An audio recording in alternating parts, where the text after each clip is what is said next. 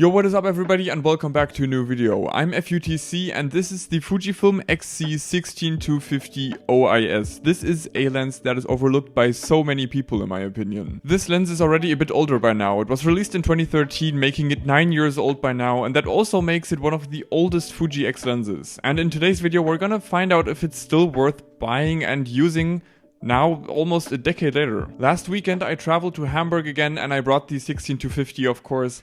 And yeah, I was just there for my X-Pro 1 video, but I went again because, I don't know, I thought it would be fun to travel another 6 hours there and another 6 hours back. Don't ask me why. This time I took the train and I also brought my girlfriend as well.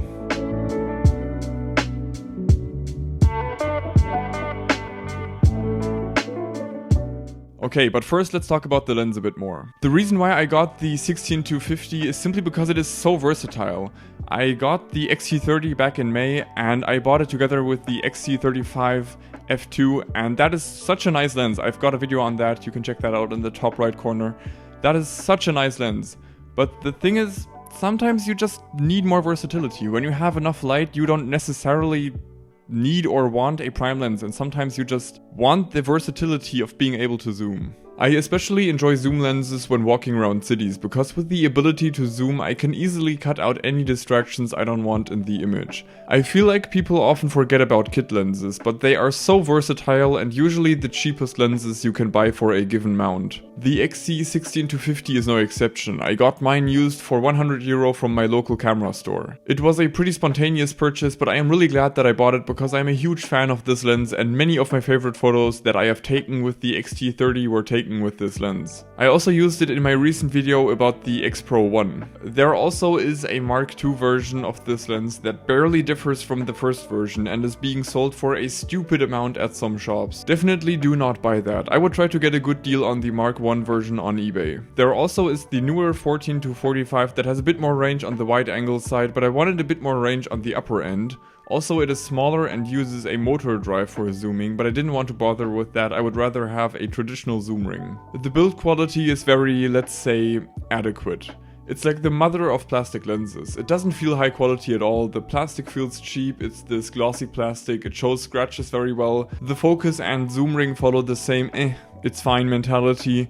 This is definitely one of the cheapest feeling modern lenses I have ever owned. But in its defense, it's also one of the cheapest modern lenses I have ever bought. And it is very light. Coming in at 195 grams, this thing will never bother you. You can take it everywhere and you don't have to be afraid of damaging it, because it isn't a super high quality item anyways. Just a quick interruption here, I put a lot of work into these videos and any support from your side would be greatly appreciated, because I don't have any sponsors or anything for these videos and the amount of time I put into these videos is seriously too much. But I really hope that you are enjoying, and if you are, then please consider subscribing to the channel and hitting that bell notification icon so you get notified whenever I'm posting again.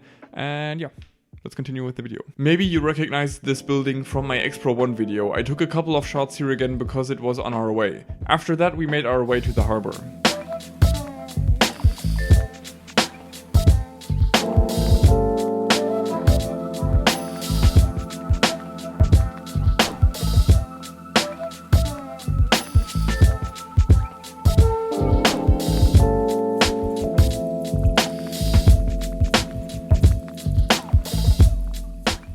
One thing I always do when I take photos in cities or just in my photography in general is I try to cut out distractions as much as possible in my images. Anything that I believe doesn't fit into the scene or distracts from whatever I think is the subject, anything like that I'm just gonna try to cut out in some way or another. I'm either gonna do that through my compositions or I'm just gonna, try to zoom in as much as possible, and that works better with tighter focal lengths. And that's the reason why I'm really not a fan of using wide angle lenses. I just have difficulties, with all the clutter everywhere. I just want to have a minimalist, simple image that conveys whatever I'm trying to show. A lot of photographers are the complete opposite. For example, I recently watched a video by Samuel Streetlife where he did street photography in Hamburg, and he always tries to capture as much as he can in a scene.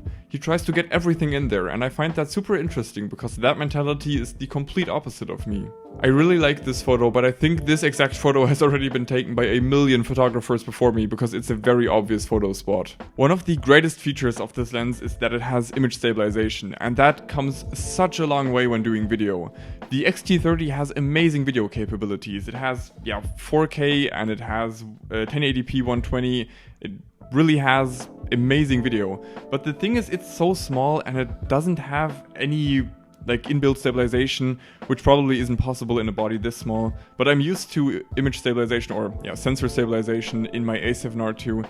And with this tiny camera, it's so light, it's so easy to shake this thing. And every time when I look at a clip that I filmed handheld, it looks like I'm going like this the whole time. But actually I try to hold it as still as possible. And yeah, the OIS in here really goes a super long way in alleviating any of the shakiness that you usually have with handheld video. And as you can see in this shot, it works decently well even at 50mm completely zoomed in, and it just makes editing easier. You don't have to use any post stabilization like warp stabilizer, and you don't get any of that jittery wobbliness you sometimes get from digital post-processing stabilization. So yeah, definitely a really nice to have. The light was really good. We had some golden rays from the sun that was already pretty low. At this time of the year, the sun already sets super early, which I personally hate if I'm honest. The sun set around 4:40 PM on this day. But I was hoping for an epic sunset around the harbor. Half a year ago I got an amazing sunset here, so I definitely had big hopes.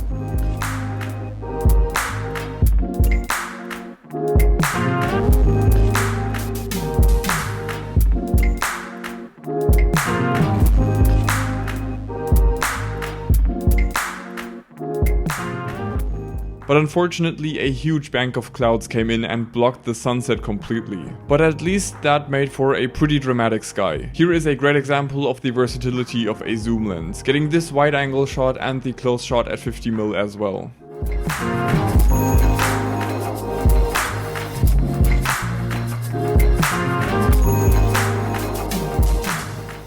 Once the sun had set, I was definitely running into some limitations of what you can do with an F3.5-5.6 lens. As I said, I like tighter focal lengths more, so I'm generally more in the range of 35 to 50 on this lens.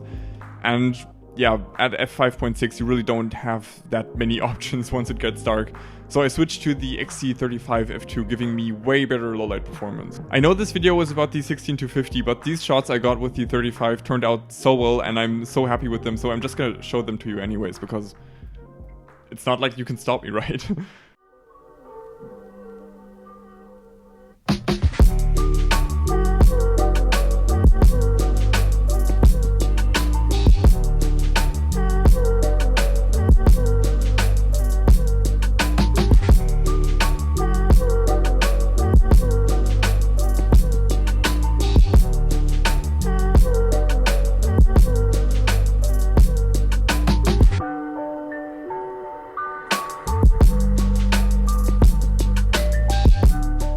Bringing these two lenses is like the ultimate combo. You have the 16-50 on the one hand that is super versatile, it has image stabilization, it's better for video, and you can get a lot more different shots because you just have a lot more focal lengths to choose from.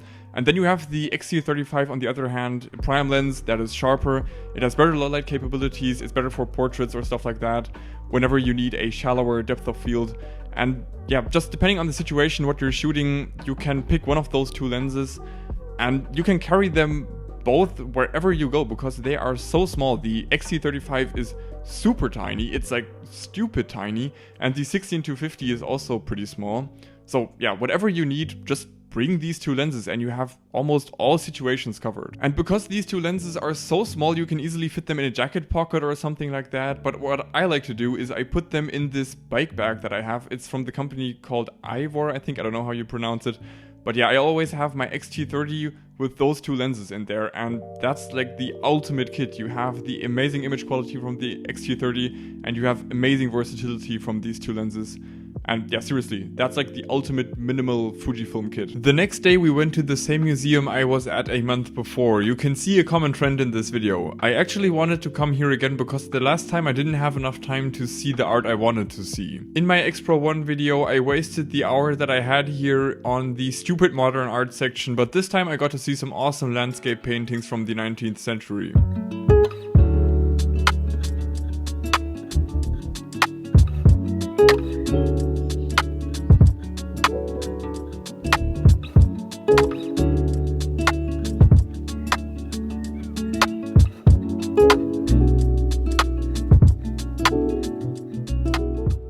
Let's talk more about the XC 16250. I also had it with me this summer when I spent 3 weeks in the Swiss Alps. I'm just gonna show some more sample images while I talk some more about this lens. For landscapes, this lens is also great. The only problem is that it's very prone to flaring. It loses a lot of contrast when hit with the light from the side. I think this lens originally came with a lens hood, but I didn't get one when I bought mine, so whenever I was getting flaring, I tried to shield it with my hand and get some of that contrast back. It also sometimes produces this pretty bad streak when it's hit in the right angle by the sun. Another drawback is that this lens isn't very sharp, especially zoomed in all the way it's pretty soft. In some situations it seems decently sharp, but most of the time I would classify it as significantly soft. Autofocus is also not very fast, but that's pretty much the case for all older Fuji lenses. But to be honest, I often don't care that much about the optical quality of a lens, especially not at this price point. This lens is literally the cheapest lens you can buy that fits the X mount and says Fujifilm on it. This lens can open a lot of doors for people that need a zoom lens that works in most situations you throw at it. And it even has image stabilization. One thing that pixel peeping photography gearheads on the internet won't tell you about is that printing a photo is very different than zooming in on it in Lightroom. Maybe they've never tried it, I don't know. But seriously, any mediocre photo, you can turn any stupid mediocre photo into an absolute masterpiece by printing it super large in super high quality. It will turn any photo, any mediocre photo, into something that looks like it belongs into a gallery. I'm serious. I've printed several of the photos I've just shown you in an extremely high quality photo book, and they look absolutely phenomenal. The quality of the prints and the paper is crazy good, and the black levels you can achieve from a print like this is absolutely mind-blowing. This book was printed by Saal Digital. They aren't a sponsor or anything, but full disclosure, I was able to get this book printed for free. Despite some of these photos being soft as butter when you pixel peep, they don't look out of place next to images that were taken with a 42 megapixel camera and a lens that costs 7 times of what the 16250 costs. Several of the photos I printed that were taken with this lens are really not sharp. I think on some of them I even had like sweat or something on the UV filter in front, and they are super soft, but I don't know, the prints just look amazing because a high quality print does absolute wonders.